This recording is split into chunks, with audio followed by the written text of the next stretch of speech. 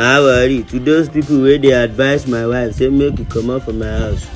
Kò sí space náà, ilé náà tún ti kún. Understand? Person wey dey enjoy. Oya now, I come check my wife phone. My wife get like 30 adviser. I don knack 10 based on àwọn tó ń ṣe hook-up pẹ̀lú wa tá a padà pick call wọn mọ́ àwọn ọlọ́padà di adviser ìyàwó wa. Ẹ jọ wọn fẹ́ kí ìyàwó wa gbélé o. Wọn fẹ́ kó fọkànbalẹ̀ sílé ọkọ ẹ̀. Wọ́n ní wèrè ló fẹ́, wèrè tó tọ́jú ẹ̀, wèrè tó ra mọ́tò fún, tó build everything. I make my woman strong. You understand? They dey call my woman strong woman. Tani backbone ẹ̀ na me. Ọba dẹ̀ bá lórí ohun gbogbo. Ẹ ṣé o, ẹ̀yin fake adviser. Ẹ ti cash.